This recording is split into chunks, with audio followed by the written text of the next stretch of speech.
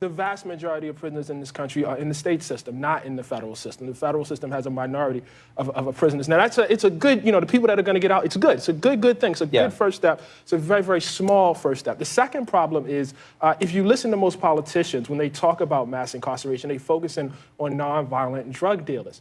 Or nonviolent drug offenders. Yes. Something like 52% of our population of prisoners in our state prisons committed what we would label today some sort of violent crime. But now, what you were saying is interesting. Is you're saying we label them as violent crimes, right. And we have to acknowledge that these people have committed violent crimes. Yes.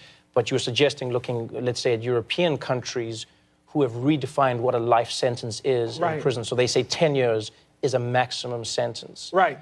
Are these things that could ever be considered or should be considered in America? If we do not consider them, we will not decarcerate. It's just that simple. You can't decarcerate through nonviolent drug offenders. That's a myth. I mean, you can just look at the numbers and see it. It simply is not possible without looking at it. But then how do you respond to someone who says, why would we let a violent person go out onto the streets after he's committed that crime? Why shouldn't he stay in the entire time for the rest of his life? Because we only decided to do this 30 years ago. This is actually a very recent development. This idea that people should be, who commit, a single violent crime or two violent, or even three violent crimes, to be honest with you, should totally lose their life. That is an actual recent development. And it's not clear that it does anything to stop crime. If you have somebody who's in their, as we do, somebody in their late 60s, for instance, why are we still holding them in prison? What's the argument for that? They did something violent when they were in their 20s. What crime-stopping policy is actually authorizing that? Because now, basically, at that age, studies have shown repeatedly that you basically passed the age of crime. You've reached a level where you're no longer a threat to society, and yet we keep these people locked up. Right. My colleague Jeff Goldberg likes the phrase criminal menopause. And that's basically what's happened. I mean, most crimes are committed during a certain age, and so... but this is not even a conversation that politicians are ready to have. I mean, it's just too radioactive right now. But without having it, you will not decarcerate. And anybody who tells you that you can is lying. Anybody who says you can do this through nonviolent drug offenders is just not being serious. So drug offenders is the first step, but it is by no means the answer to the problem? Not even close.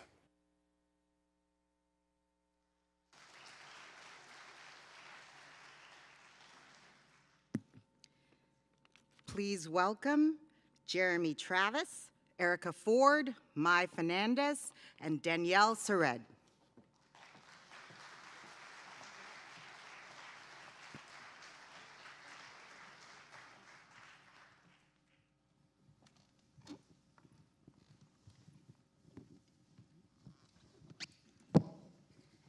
Morning, everyone. How you all doing? Good. So it's wonderful for me to be here.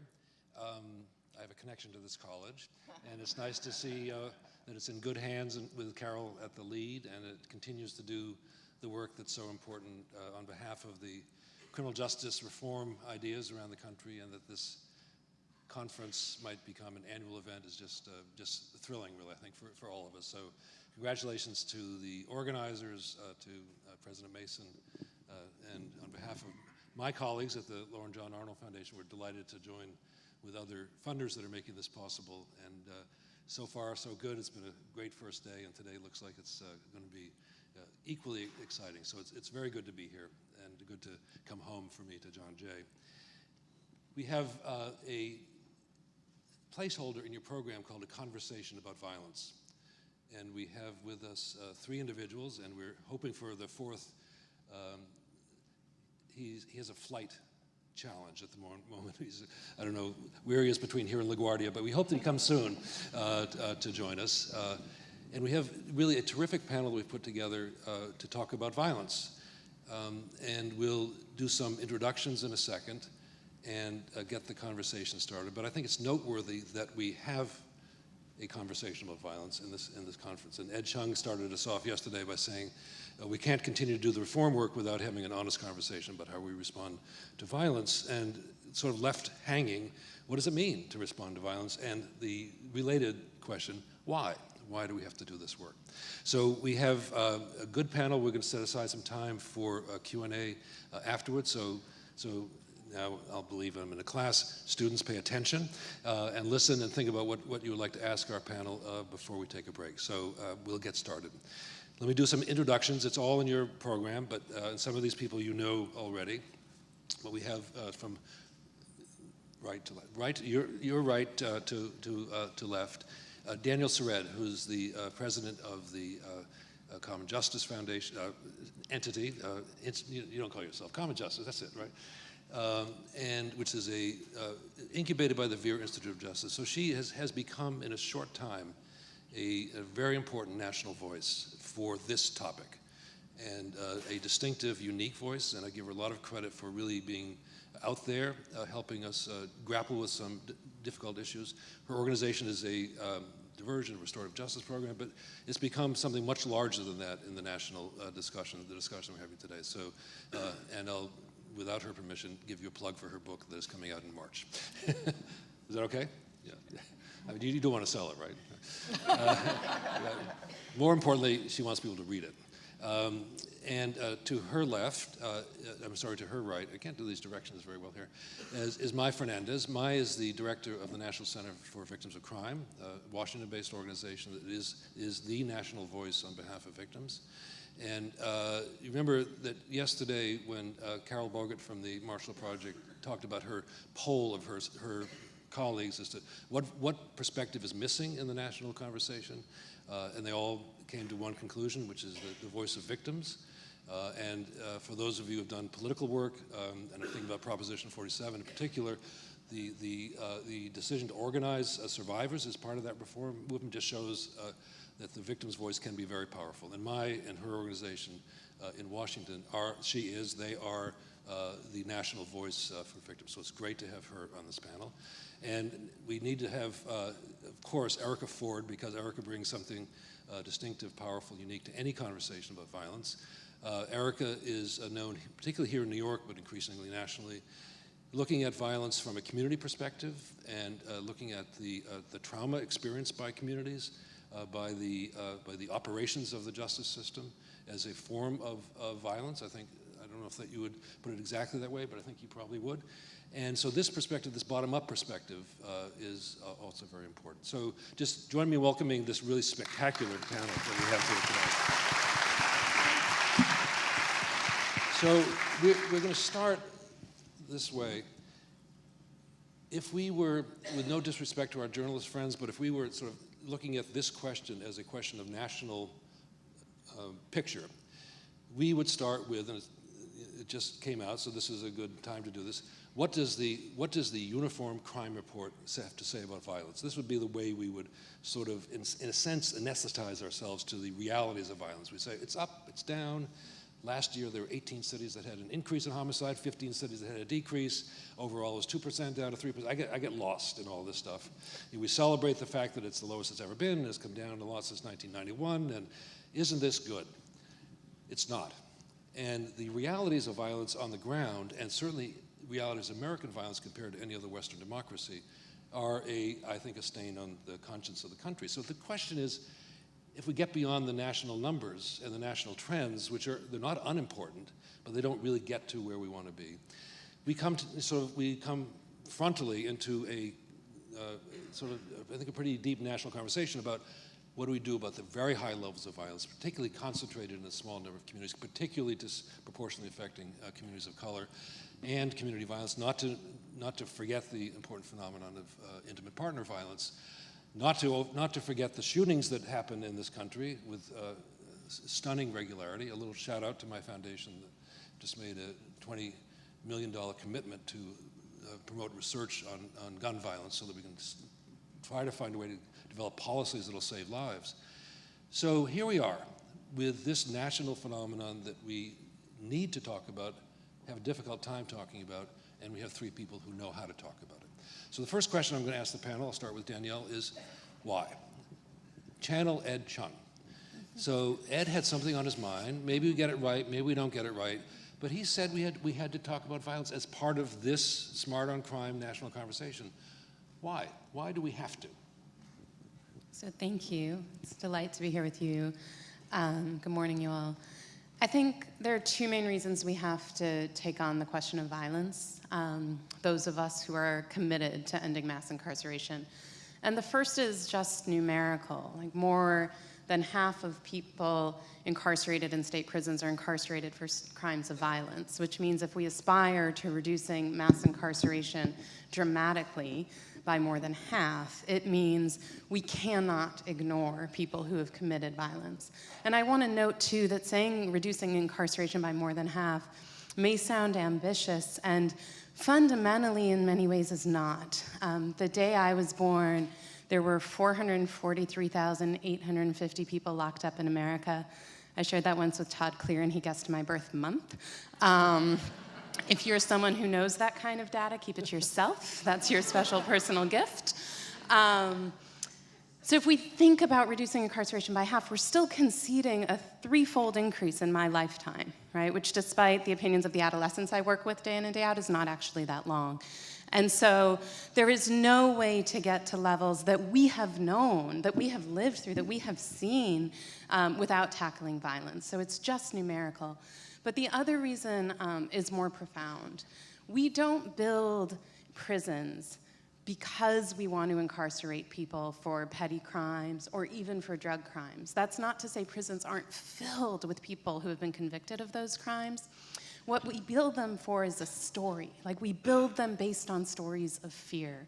We give up our hospitals and our schools and our roads and our infrastructure and our community resources. We give up all those things not just for some punitiveness, but for some idea of protection. And we do that because we have long been told a story about some imagined monstrous other, right? Someone is so fundamentally different from us that they don't quite feel pain the way that we do, and they're capable of inflicting pain in a way we never could. That story in this country is old, and it is highly racialized. It is the fundamental myth at the heart of structural racism, that story of an imagined monstrous other. And if we don't come for that story, if we don't steer into it, if we don't confront the legacy of racism in this country and what we have been taught to believe, then we don't stand a chance not only at addressing incarceration as it relates to violence, but of ending mass incarceration as a whole. Thank you. Mai, same question. Why do we have to? What's the urgency? What's the framing of a discussion about violence in this era of justice reform? Thanks, Jeremy, and thank you all for being here. So to go with Danielle's story of the monster, I've got an 8-year-old boy. I started late, and he was in the back of the car 2 days ago, and 2 boys were being arrested around the corner from our house. And when he saw that, like any 8-year-old boy, he was like, "Oh my gosh, Mommy, did you see that? Did you see what they were wearing? And they had hoodies on." And you know, when I grow up and I'm president, I am going to put a SWAT team, the police, and I think the Army at the corner of our house. And I was like, whoa.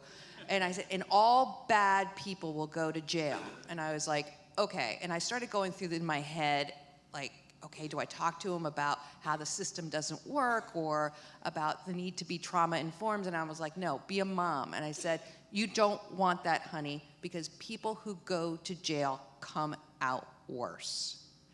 And he was like, oh. For about a second, and then he went on to wanting a police truck and everything else outside of our house. But it is what victims want is different in every case, but has a fundamental seed. They don't want that violence to happen to them again. And they don't want it to happen to their loved ones. So if we've got a system that is broken and doesn't work, why would victims want that? If kids come out worse, if adults come out worse, then this is not a solution for victims either. And so I think that's at the root of talking about violence. There is violence in our country. It's hugely damaging to populations. And we need to be able to find something that works and keeps people safe and lets them enjoy their communities. So I think that's at the root of, we need to talk about violence because we need to come up with a solution that's just not this primal feeling of an 8-year-old of, if we put all these trucks and police cars and everything around us and we stick everybody in jail, we're all gonna be safer. We're not. So let's try to think this over again. Thank you. Erica, same question. Why is this conversation important, timely, and relevant to the larger conversations? I would beg to say, what is violence? And I would beg to say, what is violence? Because as Black and brown people, we live in a violent society. We live in a society that makes sure that our education system to our children is inadequate, that the housings that we live in is inadequate, and that the police terror that we live under continues to traumatize and terrorize us and put us in a place of fear. We live in a society where people look at us as animals and objects and afterthoughts. And so, to me, the violence that the American government creates a society of people who live in fear and then therefore builds a prison industrial system that profitize violence. And so it's not about fear, it's not about the things that I disagree with what folks said. It is a prison industrial complex that is based on dollars and cents. When you say that your foundation is getting ready to put $20 million in research, when we know if we put $20 million in the streets in Black and brown communities, that it will make a fundamental difference as opposed to studying what we need to study, to be more studied about study. You know, I think that the issue in our community is that if you look at the conversation that has happened within the last day and probably is going to happen today, that Black men are absent from the conversation. And when you look at the number of people who are killed in our streets, the number of people who are incarcerated, it is Black men. And Black men need to lead the conversation. Black men need to be invested in. And we have the answer. We don't need people to come into our community and tell us what is going to be the response. Most of the foundations, all of the foundations in here, I would probably say 1%, if any, funds the work that I do, right? And so I know that my work is successful. I know that the foundations that are in this room that say that they are dedicated to eradicating violence and changing mass incarceration don't go to the streets. And to me, that is violent because this room is the answer, quote unquote. But yet we don't want the answer. We shy away from those who know that they can resolve their fundamental problems in their community. And we go fund some people who look cute. And we go fund some people who are talking some smoke and mirror smoke talk because it'll make us look good and give us some data and numbers and make us feel pretty. But eradicating violence is going at the face of oppression. Eradicating the conditions that give life to a young man who will say that about people that are being arrested.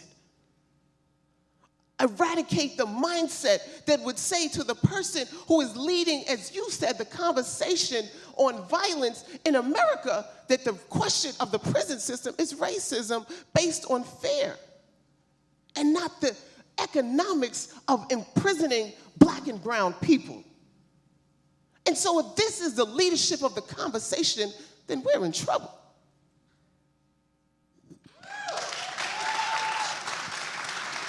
So, Erica, can I stick with you a second? You could stick with me for the next 33 seconds. So, as we had the discussion about what we wanted to communicate, it was, you heard the opening statements. We also wanted to shift a bit, and I'll start with Erica, as to, so what are you seeing or working with, and you talked about the work that you're doing here in New York, that you think is on the ground, that is making the difference, and how would you frame that work in terms of this larger national discussion? And it's more than on the ground, right? The ground has to interconnect with the researchers, with the victims, with everyone that plays a role in this process. And so in New York, we have something that is called the New York City Crisis Management System. It is 23 sites, over 60 organizations, and over 10 city agencies that work together to co-produce public safety. And although the cure violence model is at the base of the operation, it is only at the base of the operation because they said the only way we could be funded is if we use the evidence-based model, cure violence, right? And so I said cure violence is not enough, and that we have to look at it. People that might not know what cure violence is, just take a They second. can Google it. If it's helpful. That we had to address it as a public health issue, that we had to look at the trauma that is being impacted in our community. We had to look at the miseducation. We had to look at the inequalities of the legal system for Black and brown people. And so in this system, we provide free legal services. We are in the schools. We are interrupting in the streets. We are working with the victims to help them move from a place of they don't want to live anymore, or they want to take revenge, to the place of healing. And so, although I can't give this, that fast, but it is a holistic approach that addresses every facet of what we do and how we live. And so, if we're not in a comprehensive model, then, and all of us working together, and it started at 5 sites in New York City with $5 million, and now, as I said, it's 23 sites and $36 million. And so it is important to invest in what you say you want to eradicate. And we have to invest in the streets, in the community. When I say the streets, I'm not saying give money to a mom and pop organization. I'm saying that we have to change mindsets. We have to change the mindset of the people writing the laws, of the people breaking the laws, of the people enforcing the laws, of the people enforcing the incarceration and people in the schools. Everybody's mindset has to change because the way we think is not working for us. It is not. Bye, next to you. So just give us a bit of a sense of what the National Center is up to and what you're seeing with your national perspective and with your victim-centered perspective that you think is effective, noteworthy, cutting edge, worthy of discussion. So I started my job about 9 years ago, and I came from a mom and pop shop in the community, and where we were trying to invest in the kinds of things that Erica is talking about. And one of the things that I didn't even think that it was an issue, was that my kids were both offenders one day and victims the next. It was strictly a label that the criminal justice system put on them, but it was not anything that they thought was of any importance.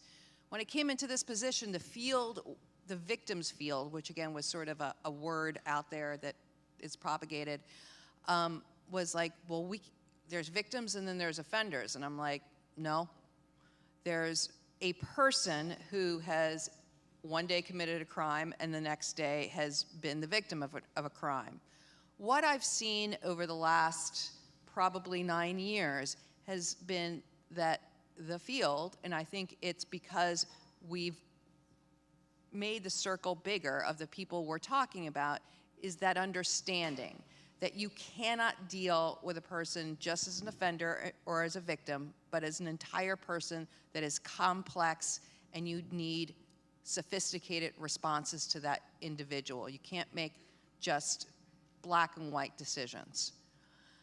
So, and I'm kind of fearful to say this because I think Erica might come at me, but the Justice Policy Institute, which is a partner organization of ours, they work on criminal justice issues, and they came to us probably about 1.5 years ago and said, we want to look at the issue of violent crime and how to serve young people better who have been charged with violent crimes, and how would the victim community even be willing to have a conversation? And I said, well, let's see if they're willing to have a conversation. We did. So we put together a roundtable of victim organizations around the country. And we said, how about serving young people who have been charged with violent crimes in the community rather than in prisons and jails, in juvenile detention institutions? And interestingly, what was definitively said is, we don't have a complete bar with thinking about serving these kids in the community. Because just because they've been charged with a violent crime doesn't necessarily mean that they're at risk of committing another violent crime. We've got to look at these kids as kids. Anybody who's got a kid out there, which, hands up, who's had a kid that's done something stupid? Okay, that's the other thing I told my kid. I said, you know, make sure you don't do something like that. And he goes, why would I do something like that? And I said, because kids do stupid things. And he goes, are you telling me I'm stupid? And I'm like, okay, again, we're not going to get into that. But there was an openness to hearing about that. The things that they were concerned with were accountability. We want to make sure that the kid is held accountable, but that doesn't mean putting them in jail. We want to make sure that we're looking at all the needs of the young person, but we're also looking at all the needs of the victims and how we meet that. And then how do we resource our community-based organizations? The mom and pop shops that were brought up, you know, we always say, oh, community-based organizations, we're gonna put this kid in the community. Well, those organizations barely make payroll. And now we're asking them to take on violent kids. Again, we don't know if they're violent kids. They've been charged with a violent crime. So that was what the first roundtable that we did, and then we did a study.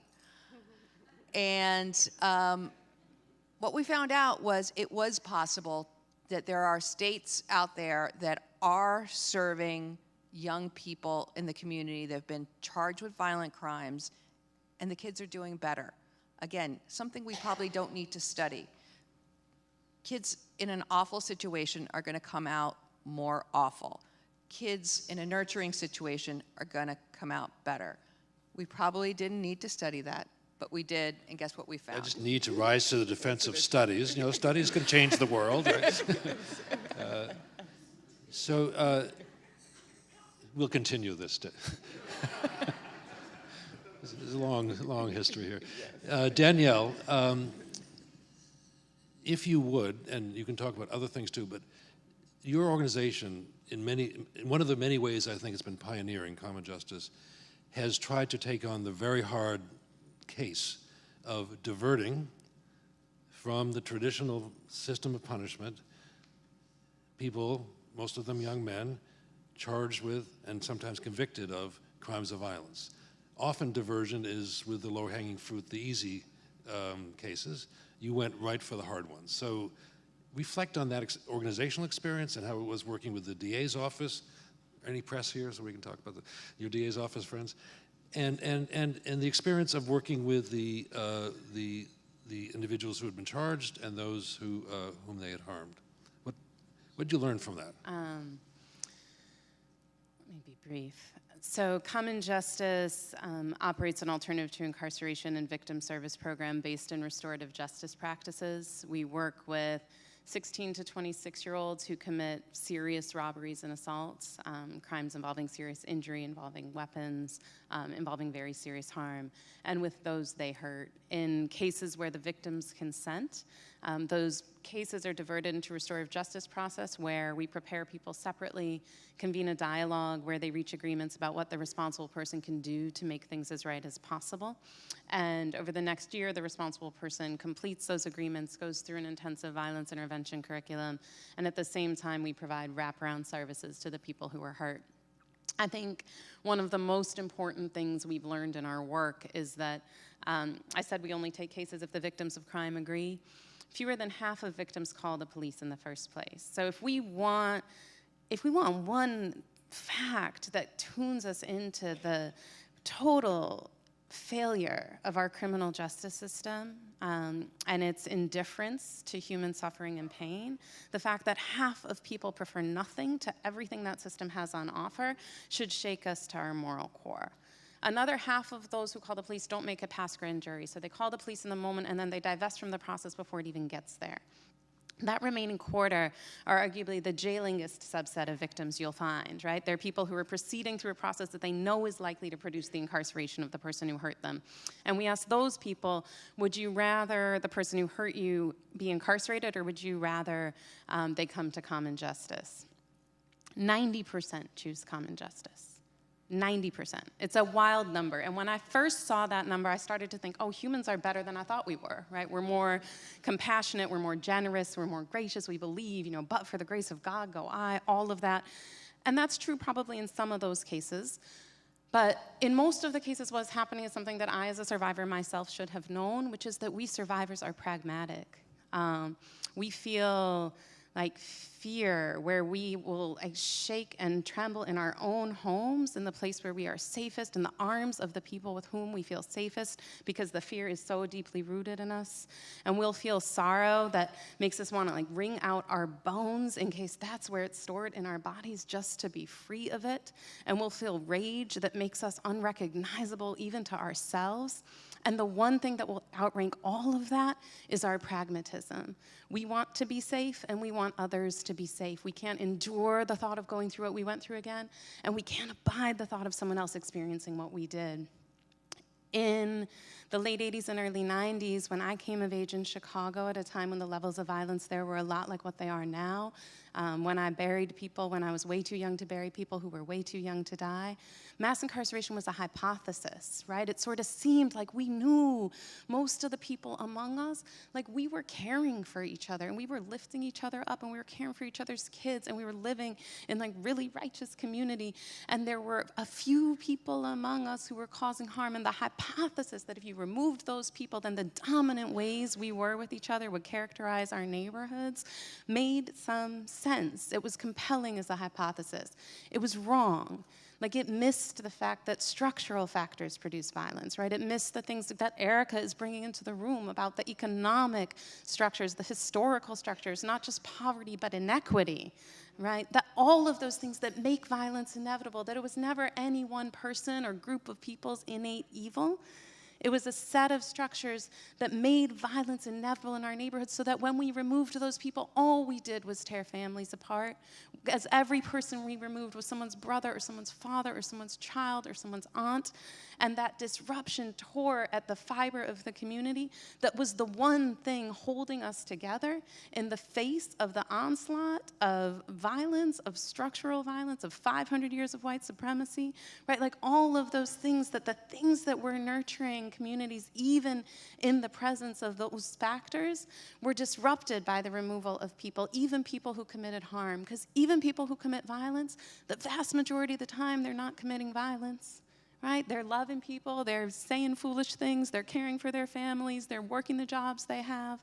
And all those things are removed when we remove them from their communities. And so what's happening now, the reason 90% of survivors say yes, is the hardest people to persuade that incarceration works is anyone who has lived in a neighborhood where incarceration is common.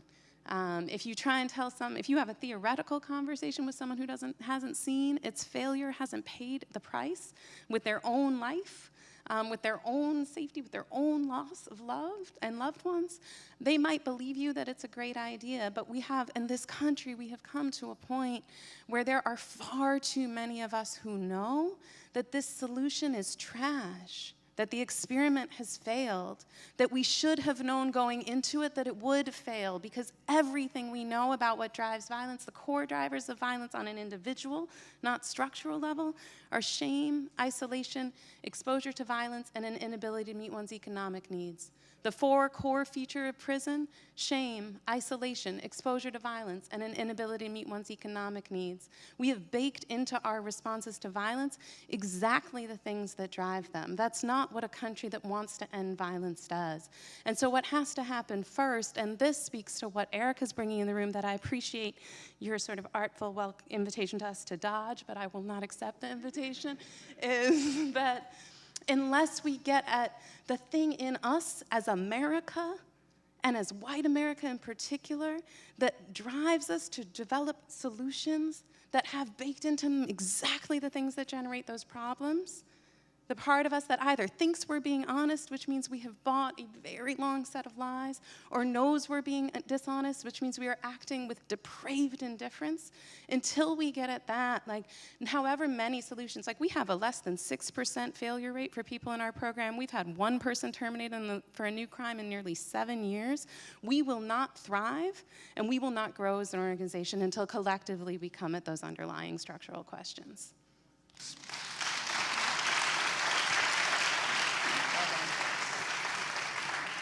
Now you're getting a flavor of why you need to buy the book.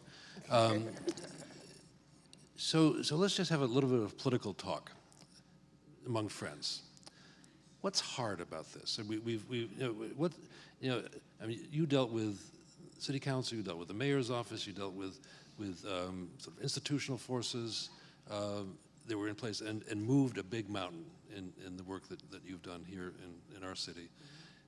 You're facing similar issues in terms of changing the system, right? To think differently.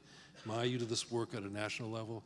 So just be advisors to those who want to say, okay, I'm ready to take on some big challenges, and help us think about what's the blockage. I'm going to start with Maya on this one. Just what's the how do you name the obstacles? We sort of named it in a big sense, but what are you seeing from your national perspective about what are the politics of getting this perspective through such that it is making a difference in communities and in the way this larger sort of ecosystem thinks about violence? What's the hardest thing? Well, I think it's what my colleagues have said, and said it more articulately than I have, which is it's an us and them. You want to think that somehow you can do something for the people committing violence and it's going to stop. But there is a lack of true understanding, as Danielle said beautifully, as to what's going on in those communities. And again, those communities, like I said, will understand, they won't even have the conversation that somebody is not a victim or an offender, that all of that lies within your family or inside of your community. But people want to talk about this like it is a research problem, like it's, it's out there and we're going to figure out how to fix it. I think a lot of it's about putting on somebody else's shoes and walking in those communities and really understanding those communities. And then having them help create a solution also. So sometimes I do think that, could we have taken, we got $500,000 from a program from the federal government. Would it have been better to give that $500,000 to the community and have them figure out what to do with it? Possibly. I don't know. I don't know if simple solutions never work. But this stuff it's sophisticated, it's nuanced. So you've got to get in there and figure out how we create a criminal justice that doesn't just create these binary decisions. You're good, you're bad, you go to jail, you don't. But it's looking at the individual, looking at that individual's needs, both from when they're a victim and they're offender, and creating solutions that aren't this or that. And that takes a lot of time, and creating a system, we do it maybe poorly in our medical systems. We don't go in and say, you've got cancer, you need one kind of treatment. We create a treatment package for that person. Well, I think the criminal justice system has to do that too, for both victims and offenders, and understanding that they can be combined. The crisis management system that you've pioneered here in New York is, the way you just described, has become a serious sort of presence in our city. But there was a time when that didn't exist. Mm-hmm. And you and others convinced the city to embrace that. So what was the winning argument? How did you get through? We took around 10,000 people and 5 caskets to their doorsteps and said, you know, you got to do this. It was the activism that made people. It was the consistency of organizing and being at their feet and their doorsteps and organizing people to vote that after 10 years of organizing and working, that they even listened to the conversation. And so it wasn't a magic thing. It was hard work. And also, I would say that one of the things in the political world is you don't know what you don't know. And so a lot of the things that I talk about is fairly you don't know. And you will never know because you're not of and in and experiencing what other people are experiencing. And you have to be okay with that. And you have to be okay with saying, I don't know. And I have trust in this individual and this individual because they know, they live it, they experience it. They've went through it. And so I'm going to sit and listen to them. And I'm going to invest in what they're talking about. And it might not be cute and it might not be sexy, but it will work. It will work. Because as y'all say y'all have these different quotes and things, the people closest to the problem or the closest to the solution, and the people who have been the victims can come back and be the healers. And, you know, but do you really believe it? You know, and is it more than a job? Because this is our life.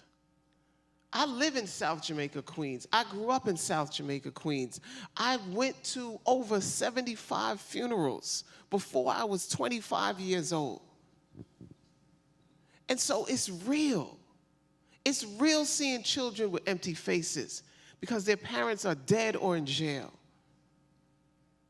And we have the answer. Throughout New York City, in those 23 sites, all of those organizations, like Danielle is talking about, we have the answer, and we don't do it in silos. We work together. And if you invest in togetherness, if you break the fear, if you believe in what you don't know that somebody else knows, and that someone who doesn't look like you can, yes, lead you, and has the authority and the expertise on their life and the life of their children. You get a politician that gets elected and put in office, that don't make them that just makes somebody have a job that is the politician in that community, just like the basketball player, just like the sanitation person, just like the president of the college. Everybody's got different jobs. This is not our job, this is our life. These are our children. That politician is going to go in that job and out that job. These people live in these communities. These people bury these people every day. They live in gunshots every day. 18-year-old got killed 3 blocks from my house last night. My team went out there last night and is here this morning and has to go back and work with that family and help that parent, as Ms. Dixon, who sits there, whose son died in her hands. And then we hired her to do this work. It's not about researching anything anymore except researching how we can continue to invest in people that are doing things that work. It is a disrespect for people who are committed to this work not to have a conversation with me and my peers. When we are the experts in this arena and we have something that has made New York City the safest big city in America. And so, I'm speaking for Danielle because she's going to say the same thing I'm saying, except a little extra. You know, because the work that Common Justice does is no different than the work that we do. You know, and the common justice is for y'all to understand that justice is not a vacuum. Justice is not absent of the people who need the justice. You know, and oppression is real. Racism is real. It is real. You walk by us like we don't even exist. We have a couple minutes left. We're going to open up to Q&A, so please get your questions ready.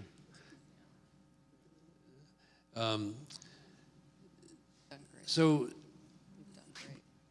here's what I'd like to do in the last few minutes, starting with you, Danielle, if you could. So we have elected officials in the room, we have government officials in the room, we have individuals who are trying to think how to sort of incorporate this, very rich and very challenging conversation into their day jobs when they go back to whatever they're doing. In different ways, we're here privileged not having to do that work on behalf of government, because that's tough work. So what would you like them to do differently, having heard this panel? No, seriously, what should they actually incorporate into their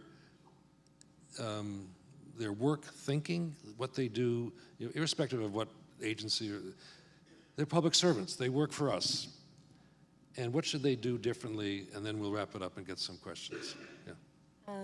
So I would say two things. The first is really echoing what Erica said about trusting where the expertise lies. If you read everything about drivers of violence, there is no explanation for why communities of color have survived in America, right? The levels of violence, the concrete physical violence, structural violence that communities have endured is almost unimaginable to anyone who hasn't experienced it, and almost unendurable to people who have.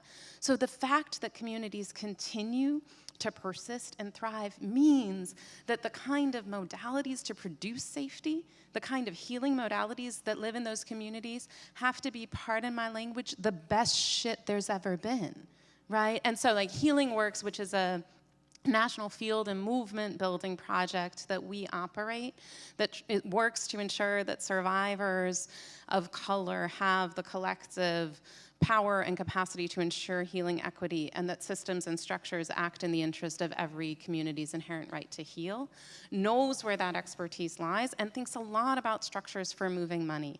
So for government officials, sometimes that means like you make a grant to someone like me who will sub-grant it to a community organization, where you're like, this community organization cannot make it through the kind of paperwork and bureaucratic rigor that is required to get city and state and federal money. And so you find an intermediary who has the infrastructure and will move that money for you. Like you think of creative structures. I think the Safe in the City grants in New York City are a beacon of what investment can look like. They are moving money to, like, in grants of sometimes as small as $100 or $200 to people in communities who are part of co-producing safety. It's extraordinary. And then the one other thing I would say, and then I'm going to be very quick because I see Jeremy, even though I'm trying to block him You're trying out. not to, I know. I'm going to look at you over here on this side of the room. I'm going to say something that's will be strange to those of you who've known me for a long time, which is I'm going to defend prosecutors. And what I mean by that is that we cannot expect our elected officials to stand out ahead of where constituencies are. There are all these new progressive prosecutors being elected across the country. My bet is that the biggest predictor of which of those prosecutors will produce really transformative change is what constituencies those DAs answer to. So there are some who are elected by the same people who have been voting for a long time that didn't do real organizing and base building work, but sort of caught up with the fact that their predecessor was a little out of sync and beat them on something or some corruption or something. And then there are prosecutors who are there because people have organized and who are answerable to the communities where violence and incarceration are most common. For people who are elected, thank you, Danielle. be answerable. Thank you, Jeremy. Great. You did it. You got it in there, right? You got it in there. My folks who work on our behalf for government have to figure out what are they going to do differently when they go back after this conference. What should they do differently? So this audience has got intelligence, it's got political savvy, it's got money. All things that the community often don't have at the level that you need to make real change. So you need to, if you can combine grassroots with, the intellect and bring those two together and respect both, one needs to respect the both. They both come at it, one went to Harvard, one didn't, but it doesn't mean they don't come from a basis of real knowledge. So how do you create ways that those people can partner together? Erica learned how to speak to speak truth to power. But I guarantee not everybody in her community knows how to do that. Many of you in this room know how to speak truth to power and can train people in the community.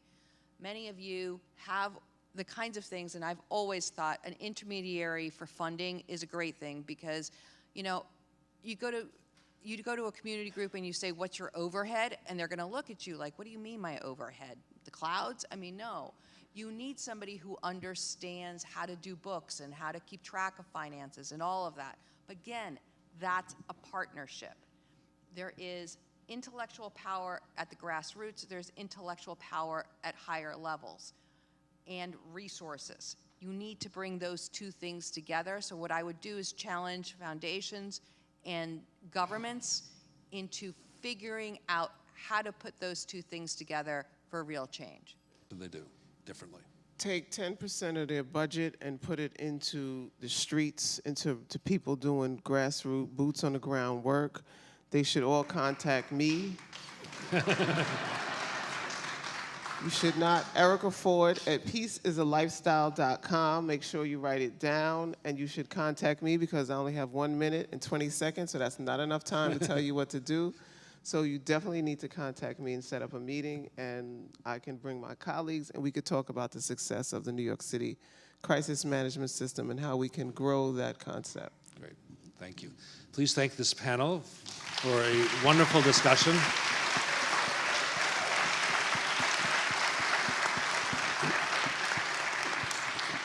We have some time for some questions, so here's the trick. If you want to ask a question, raise your hand, and I'll call upon somebody with a microphone, either in this aisle or that aisle, as soon as I see somebody with a hand up. Right? And two hands, you get the first question. So here's the deal. Just identify yourself, please, your organization. A question, not a long statement, and if it addressed to somebody, please say who that person would be. Okay, and do I get back that time you just used? But anyway, I'm Judge Bernice Donald with the U.S. Courts, and I am also active in the American Bar Association's Criminal Justice Section. Dr. Kerry Ressler at Harvard did some studies talking about the issues of people who live and exist day in, day out in high density, high poverty, high violent communities. And he talked about the prolonged impact of living in that situation and its impact on the brain, and he brings in neuroscience. It seems like some of the things we've been talking about right now deal with symptoms, not going back to root cause. And it seems to me that there needs to be some intervention on how we transform, improve the toxicity of many communities in which people are growing, living, and thriving that get us to some of the issues we've been talking about up there. And I wondered about your thoughts on that. Thank you. Let's do one person to take that on. Who wants to go So the for New it? York City crisis management system does that. It deals with changing, the cure violence model does it as well, changing community norms, helping the community deal with the trauma that is historic trauma, and so it is part of what we do in terms of transforming. And it is necessary. It's mostly not invested in most of the research that these folks have researched. They'd missed that one. So there's another up there? Yes, please, and identify yourself. And are you addressing a question to somebody? Hi, so my name is Sophie Halter. I'm from the Doe Fund, and I guess my question is for Maya and probably Erica. So I'm going to pose a kind of broad question. One of my favorite quotes by Cornel West is, "Justice is what love looks like in public."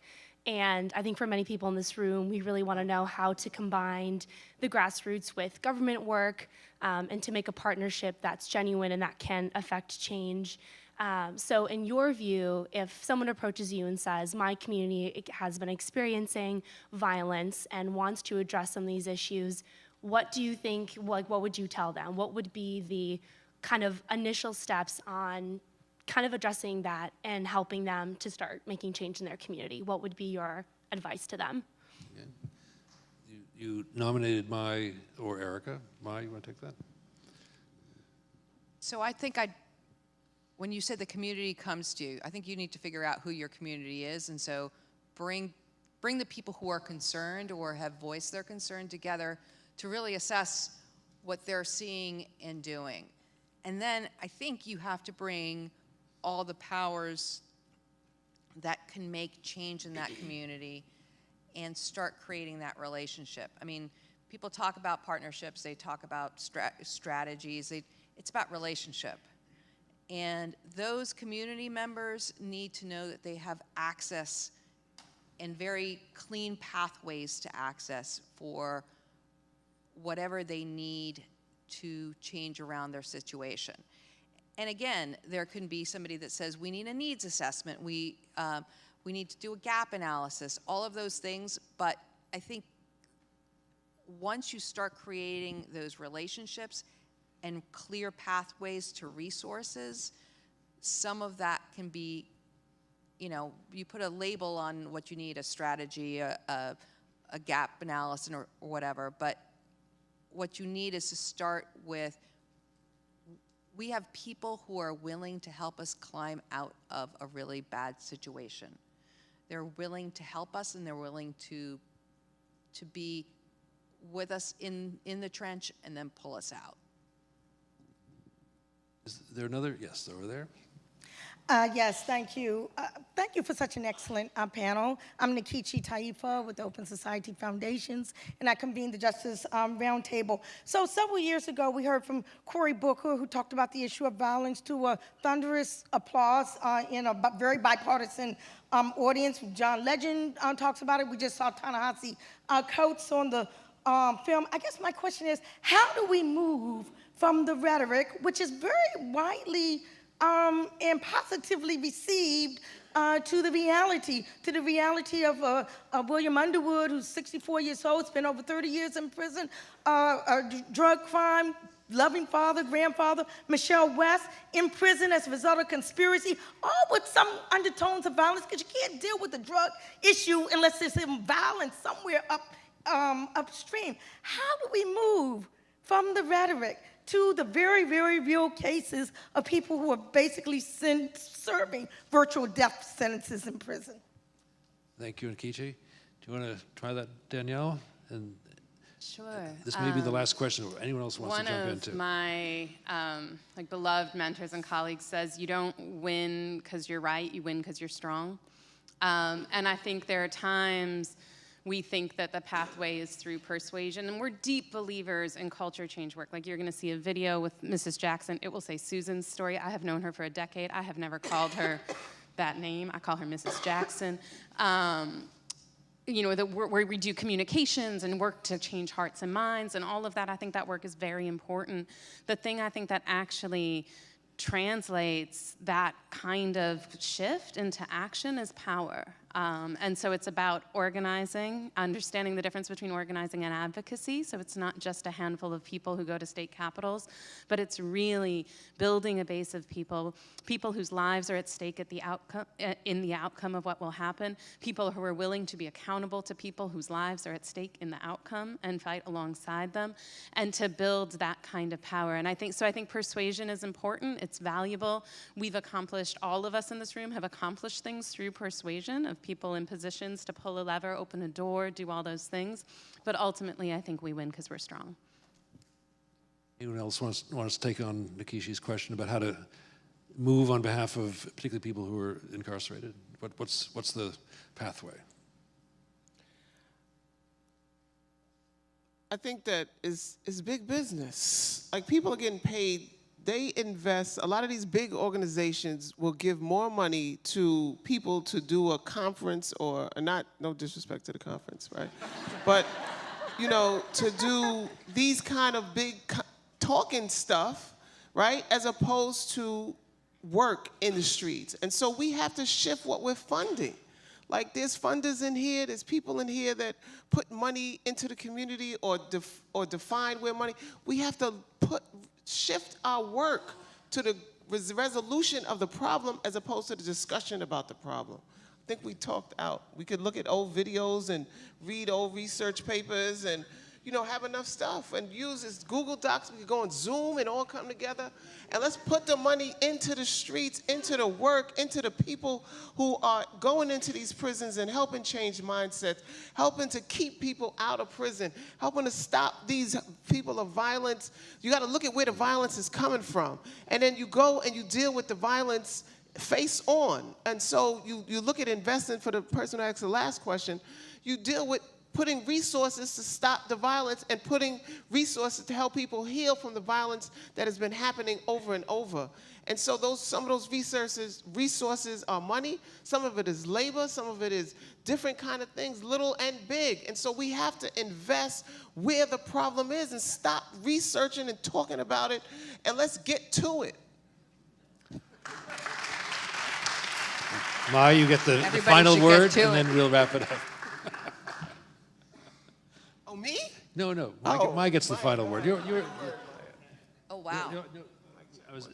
And Kichi asked everybody to come up with an answer. So if you don't want to, so Peter, take the final minute. minute. The prep. You made me right. start. Now Sorry. you're going to make me finish after that.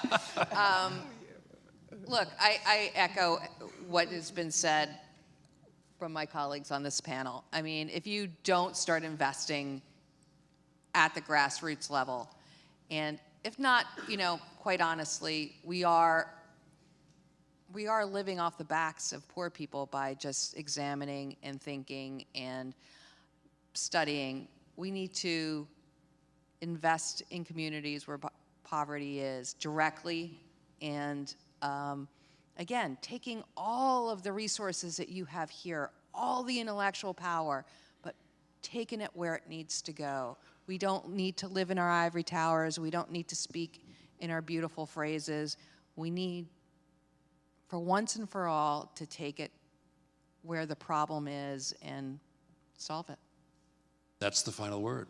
Please join me in thanking this great panel and all of you. A wonderful discussion. Thank you so much, guys.